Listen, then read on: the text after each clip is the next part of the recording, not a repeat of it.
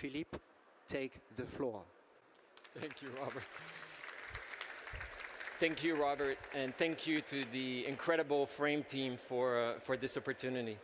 To first introduce myself, I'm Philippe Paré, Principal and Managing Director of our Gensler Paris office, and I've spent the bulk of my career leading and designing workplaces for clients across a variety of industries and in all of Gensler's global regions. And so, as you can imagine, the past few years have been spent working very, very closely with a number of companies, large and small, on how to craft their approaches to the future of work. And through this work, we've ended up partnering with clients from a variety of sectors, whether it's tech, financial services, professional services, consumer goods, or nonprofits. And all of these organizations are grappling with very, very similar issues around the role of the workplace, the nature of work, for the years to come. And one of the areas where you see the greatest commonality is wellness. And Robert pointed out at the very beginning this morning this thing about user-centric design, and it really does touch the core of user-centric design. It's about creating spaces where wellness can actually happen. And so this is really the core of the topic today. And it really continues to be top of mind for all of us as we continue to deal with the uncertainties of what's to come. And whether it's challenges such as employee retention, efficient use of real estate, or more inclusive workplace practices. And in most cases, there's a very intentional effort to make sure that wellness amenities and wellness programming are in the service of mental health and have greater reach even beyond the workplace. So mental health and community purpose, those are two key concepts to keep in mind here. So to dive right in, our thesis for today is the idea that next wave wellness is rooted in inclusivity and community, that designing for the extremes creates richer experiences for us. Sonia mentioning, getting as many voices as possible in crafting the brief for a project. So really, really looking at extremes. And what does that really mean? Well, designing for the extremes is a concept commonly explored in education, where it's often referred to as designing for the edges or designing at the fringe. And the concept is really simple, that whether it's a classroom or a workplace, you're designing experiences where no one is feeling left out or being singled out as different. And back to Robert's example about the restrooms, right? So how do you make sure you design spaces where no one's feeling singled out? And in the workplace, it results in a much broader spectrum of experiences and much richer experiences. And so here's how today's talk is going to be loosely structured. So first, we'll look at attitudes about how attitudes about wellness have shifted in the past couple of years, starting with pre-pandemic ideas, and then as how they evolved during the pandemic and where we are now, and in fact become a lot more nuanced. Then we'll look at the wellness within, where we'll look at strategies for crafting a wellness approach that's client-specific, and this includes visioning strategies, guidelines, and even enlisting outside partners to help with these efforts. And then in the second half of the presentation, we'll deep dive into two umbrella categories by which these next wave wellness amenities are conceived and developed. First, looking at amenities and programming in service of mental health, and then looking at ways that amenities can be spiritually enriching or morally enriching by engaging broader communities. So let's start with foam rollers. Ironically, after years of scoffing at foam rollers, I threw my back out, and maybe I'm just regretting this title a little bit, because when we think about wellness rooms, right, we all have this image that's familiar, where a wellness room means a room that's lost somewhere at the end of a corridor with an outdated lounge chair and a pile of foam rollers. And the thing with these rooms is that they often did double duty, right? Where you had this really uncomfortable tug of war between parents who needed it for lactation and then employees who wanted to use it for their afternoon yoga stretches. And even the name of these rooms was a little problematic because a wellness room implies unwellness, right? And that the people using it actually are unwell, right? So it was really a stigma around this notion of a wellness room. And then you get the pandemic, right? Year one. So we're all working out of our respective work from home settings. And at this point, we're becoming keenly aware that wellness, in fact, looks a lot different for each of us. For some, wellness is about physical activity. For others, it's creative outlets. For others, it's biophilia that we flirted with pre-pandemic, right? We were starting to see a lot of biophilia in the workplace, but now it feels more bespoke. And these plants are actually real, and we're accountable to them because they're in our homes, right? So in essence, there's a much more nuanced understanding of wellness as a spectrum of spaces and activity. And this more nuanced understanding and more empathetic understanding that will be the foundation for how we think about wellness moving forward. The other wellness trend that surfaced during the first year of the pandemic was the embrace of virtual fitness. Whether it was something that you could do from the comfort of your home, office, or in person in a fitness studio that you might find in the workplace, right? So this wasn't just Peloton, although Peloton was truly the poster child for this movement. It was also programming through tech companies like Udemy or masterclasses.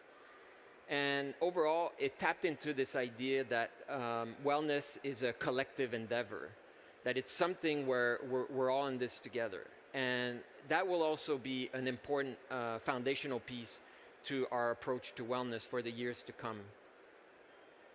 And then we get to pandemic year 2, where the prevailing zeitgeist switched from issues directly related to the pandemic to more generalized anxieties about the path forward, a renewed scrutiny on the corporate practices of the organizations for which we work, and not just about return to work policies. So what you have here is some ripped from the headlines examples of these anxieties and desires for accountability. And these were all from the first part of this year, right? And on the anxiety side, you have everything from adult tantrums. Anyone experience an adult tantrum, right? It's not fun to deal with. Or depression or burnout, which is really serious. It's really a serious issue. And twitching eyelids, right? From staring at those little squares on the screen too long. And then on the accountability side, you have whistleblowers and fraud and issues about employee treatment, right? So very real anxieties, and then on the other side, this sense of accountability that is an imperative.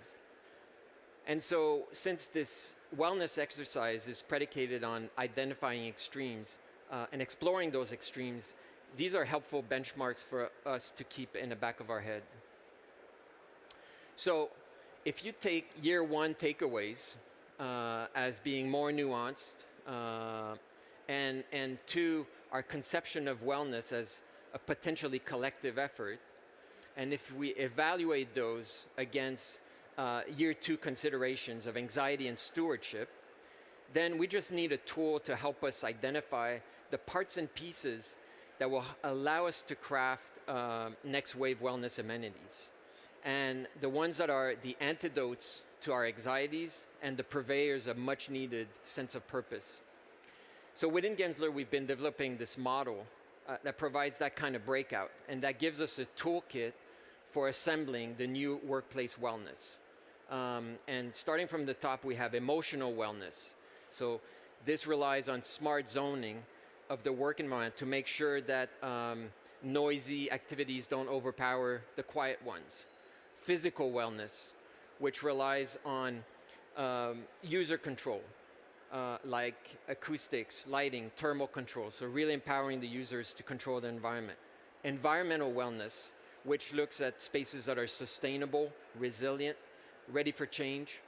Purpose, really important, in which spaces need to project an organization's vision by communicating why you're here.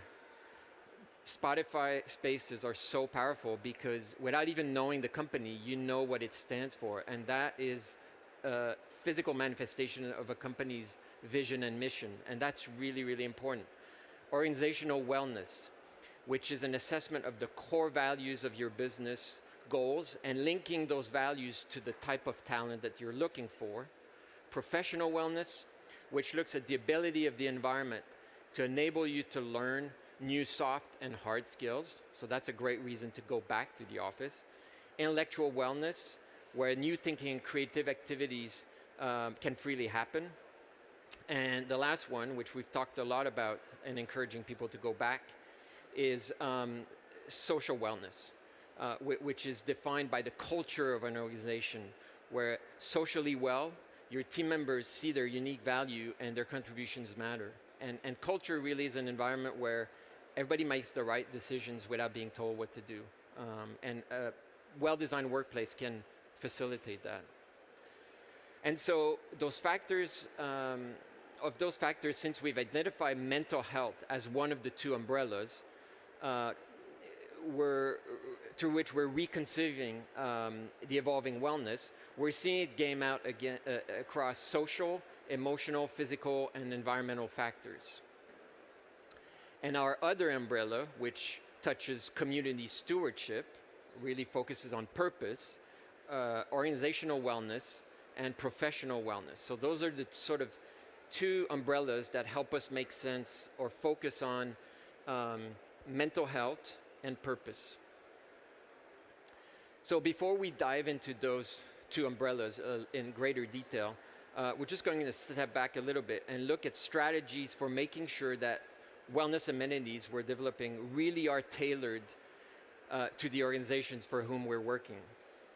And that really comes down to, one, a robust visioning phase, two, building a network of partners, either internal or external, to guide us through the process. And I think for us designers, it also means keeping our ego in check, acknowledging the fact that we don't have all the answers, and inviting either the client stakeholders like never before, or even external partners, right? Whether they're peers in our profession or they're subject matter experts, really bringing the brain trust to the table.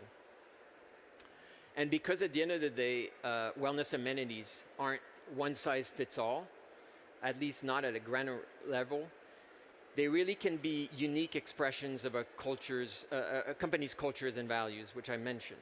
But going beyond that, we're increasingly starting to see wellness amenities as a direct offshoot of an organization's ESG goals, where in wellness visioning sessions are referencing those goals explicitly. So it's really tying into the ESG conversation. And as a reminder of what we looked at earlier, this idea of designing at the edges really starts with visioning. It's about getting as many voices in the room as you can so that you can gather as many perspectives as possible. And from those insights, you can begin to surface which ones will be valuable test cases, the edges, if we will, and to explore those wellness concepts. And so during these wellness visioning sessions, we often structure the conversation around inclusion. It's something that we saw in the last presentation, a keyword in the last presentation. So why inclusion? Because literally everyone can talk about inclusion. It doesn't require an advanced degree in sociology or a medical degree or a career in sustainable design. Anyone can talk about inclusion because it's about real life experience, either your own, someone you love, or your coworkers. And at the end of the day, inclusive environments are mostly wellness supporting environments, right? So on this slide, you can see the 5 buckets we use to get a conversation going in a visioning session. And you see that these topics set the stage for mental health and community amenities. In this case, the buckets are topics like mobility, movement, and height, which Sonia mentioned, hearing, acoustics, and sight, identity, culture, and language, health, comfort, and safety, and then cognition and neurodiversity. So it really touches on a lot of the keywords we heard throughout the day. There's also an alternative to those buckets, which we'll sometimes use. It's the principles of universal design. And what we're looking at are the principles defined by the Center for Inclusive Design and Environmental Access, who's based in Buffalo, University of Buffalo. And these principles are a little bit more abstract than the buckets we looked at previously. For example, topics like understanding or cultural appropriateness can sometimes be a little hard to wrap your head around, but they generally make for really, really rich conversations. And so this is just a clip of what a visioning session might look like. Obviously, we've been conducting a lot of those sessions online, so doing them on a virtual platform like Miro. And we'll start the session by showing the participants those 5 buckets and kick off the conversation and remind them that they can tap into their own very personal experiences. And it's also really important to make it clear that there are no wrong answers, and that's the beauty of it. I mean, it's coming at it from an attitude of humility, you know, that that we heard that a little bit earlier, this idea that we're in this learning process, right? And engaging in every project with fresh eyes. So, and then also digging, you know, having uncomfortable conversations that sometimes bring out those little kernels where perhaps it's about talking about an experience that wasn't so successful, or someone screwed up, and actually understanding how we can do better. So these are really, really great conversations. And often to start to plant the seed of how they will translate into physical solution, we always make sure to start to tie back some of the conversation to where some of these things might have happened, whether it's entrance spaces, open office areas, event spaces, collaboration areas, so that the conversation is both at a high level, but starts to give us intuitions of how they might manifest themselves into the space. And at the end of the visioning phase, these insights should be codified in a visioning document. And the synthesis required to put together the document, that's when you can pivot the conversation from inclusion back to wellness. So what you're seeing here is an excerpt of a visioning document that we put together for a confidential tech client. And this is the part where we start to articulate early ideas about wellness spaces and wellness programming. And it's good to mention that it's not just spaces, it's also programming. It's how you bring those spaces to life, and it's equally important than beautifully designed spaces. And that, again, can only happen when you're really working in close partnership with the client and those partners, both internal and external. The other important piece of the process is what I call the accountability partners. So again, sometimes we're so into the weeds of a project that we don't necessarily have the distance to have a critical eye on the solutions that we're putting forward. And accountability partners can be practitioners and thought leaders, whether external or internal, who provide almost a layer of QA/QC, right? So this could be a universal design consultant to really bring rigor to our aspiration about making the space truly inclusive. It could be also a third-party architectural reviewer. So on one project, for example, we partnered with an architect whose practice is rooted on community advocacy to really make sure that we're connecting back to the immediate community of the project in which we're in the community in which we're designing a project. And so really to ultimately make sure that those community-facing amenities are in the service of the community. And so now onto the two organization frameworks for thinking about next wave amenities. We'll start with amenities that forefront mental health, since those are truly born out of the conversation around inclusion in the visioning phase. And again, touching on this idea of designing at the edges, by initially focusing our wellness efforts on neurodiversity, we're constructing systems that ultimately benefit everyone, because neurodiversity considerations are as much about mental health as depression is, or anxiety, or psychological safety. And as I noted earlier in the presentation, this prevailing uncertainty about what's next is causing anxiety for many, many of us, right? And we haven't found a solution, is what we heard this morning. So it's exciting, but for some it's also an anxiety-inducing experience. And so in this section, we'll be looking at the toolkits that enable our ability to design for collective mental health, right? And those include a sensory toolkit that addresses neurodiversity, a model for addressing psychological and safety and comfort, and then a few practical examples for enabling physical comfort in the workplace. And starting with our sensory toolkit, we can identify factors that allow us to better design for neurodiversity in the workplace. Overall, most people have no issues filtering and interpreting sensory input from the environment around them. But no two people process experiences and sensations in the same way. And for some, sensory processing can be a challenge in a world that's designed for the non-neurodiverse majority.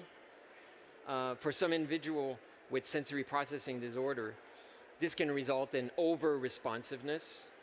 Robert alluded to that, really like an assault on the system, or under-responsiveness, which leaves some people feeling empty. So it's important then to design environments that take these levels of responsiveness into consideration. And that doesn't just include the five senses: sight, smell, sound, taste, touch.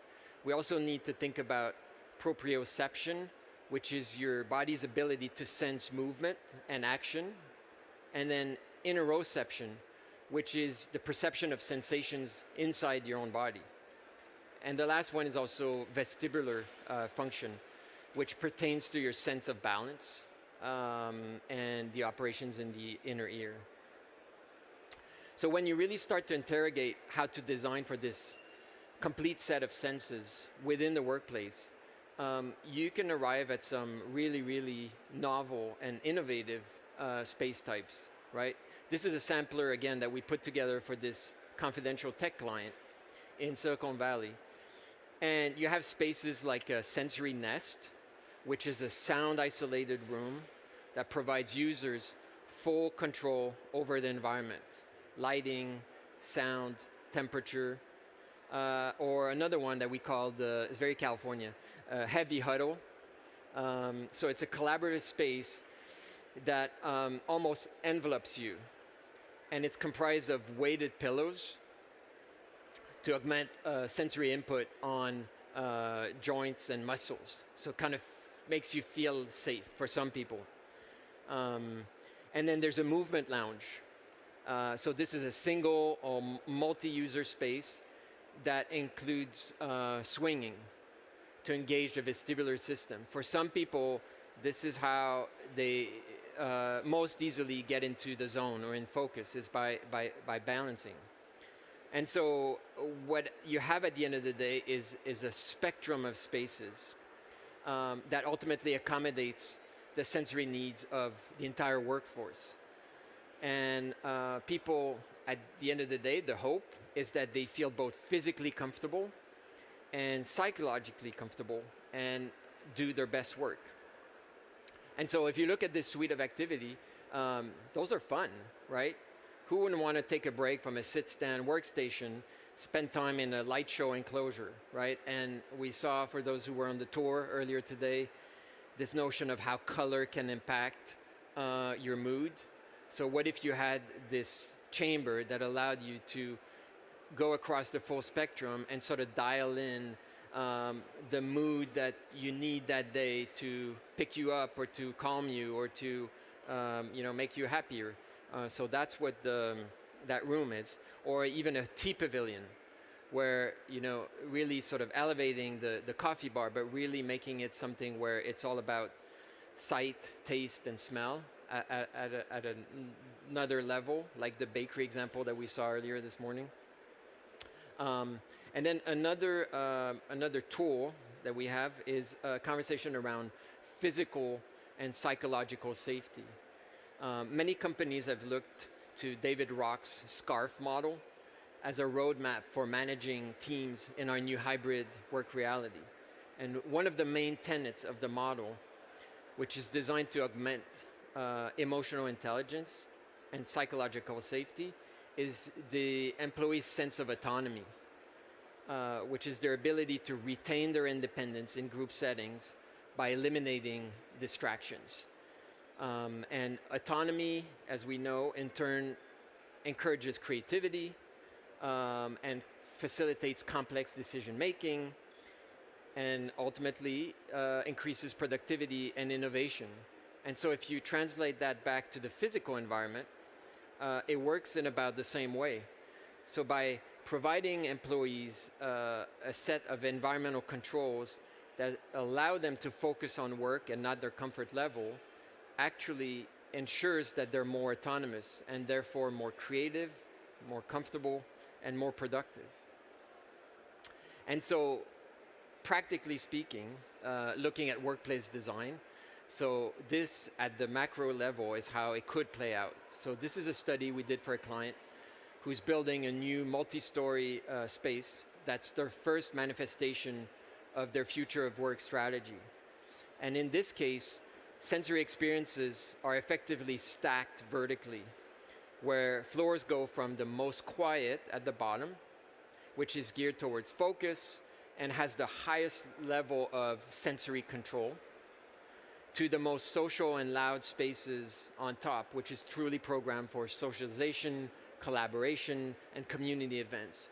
So you have here a really intuitive way for users to dial up or down the level of excitement they want or need on any particular day. And this is really just through strategic zonings of functions that you find on every given project. And then if you look at the micro level, if you zoom in, so this is an example of a sensory nest where user has real control over lighting, acoustics, and sound. The materiality, the seating, everything here is geared towards proprioceptive and interoceptive experience.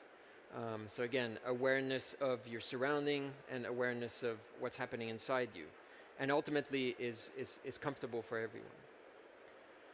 And same for library-like spaces in different parts of the workplace, where you see the swing on the right end of the frame, directly derived from proprioceptive and vestibular considerations. Again, this is how some employees do their best work. And when you look back at the tech workplaces of the early 2000s, you can't help think about the slides and the bean bags, and maybe in some ways, intuitively, we were onto something there. And I'm not saying to bring those back literally, but I think if we reimagine them, we might find that actually they had their place in the workplace. And those could feel sophisticated, right? And I think for us designers also, it's while tech companies usually are the early adopters, it's also thinking about how, perhaps in a slightly different form, we could bring such thinking to law firms or ad agencies or environmental nonprofits. And finally, one last example is a intense focus space. We're increasingly designing what we call deep focus areas to really double down on this idea that if you're removing distractions, whether they're physical, psychological, or digital, that's paving the way for you to do your best work. And so this is really an amenity that we're seeing more and more across all workplaces. And so finally, to round things out, with amenities at the forefront of community connections. So this is predicated on the idea that wellness also comes from strong connection to the community. Strong connection to the community is what generates purpose. And this is why it's directly tied to well-being. And the origins of that, you could say, can be traced back to the early humanist movement of the 19th century, where this sense of spiritual fulfillment can be attributed to positive relationship to your community, to yourself, to nature. And a lot of organizations are really looking at the community piece right now, especially as clients are moving to secondary markets or even doubling down in more central core urban areas and having to be in a position where there's an expectation that they are good neighbors. And one way to be a good neighbor is actually to be a thoughtful citizen of the communities that you're moving into, but tying that back also to how it benefits employees in the workplace. And so just a quick refresher, this is the second umbrella I described earlier of community stewardship. So this one is really a clustering of purpose-driven wellness, organizational wellness, and professional wellness, with a little bit of social wellness mixed into it. And so in terms of how we design for this kind of community stewardship, it really happens at three scales. One is through programming, so the activation of all the amenities, the services that we bring to the workplace. Second level is spaces within the workplace that are open to the community, so workplaces are becoming increasingly more porous. And then the third one is almost operated at an urban scale, right? It's the threshold between workplace and community. So what you have here is looking at small scale strategies for community engagement. So how you bring the local coffee roaster or some collaborations with artists. There's a number of ways in which you can infuse the workplace with services and amenities that actually truly make you feel like you're of that place and of service to the community. And then if we move up a scale, we're increasingly designing front of house spaces that do double duty as company event spaces and areas of community programming. So what we're looking at here is the main entry space for a company called Fivetran, who opened their doors a few months ago. And prior to moving into this space, they had a storied history of hosting groups within their local community, whether it was adult education or art gallery openings. And so they felt strongly that the new space be truly optimized for this kind of programming. And intentionally, we created adjacencies between event spaces, hospitality spaces, collaboration spaces, to support a stronger connection to the community. And then there's a fringe benefit to that, is that actually it also makes for a more sustainable use of real estate, ensuring that we're not using the space 30 or 40% of the space, but maybe 80% because it's available to the community. And finally, this kind of community engagement, this kind of stewardship, exists at the urban scale. So Robert was mentioning an excerpt from a Gensler research project that we completed last year. So this one specifically looks at ways of programming the ground floor of commercial buildings. So really as an opportunity to host businesses in the neighborhood. And to bring us home, one last facet we need to mention, which is that these amenities imply significant investments.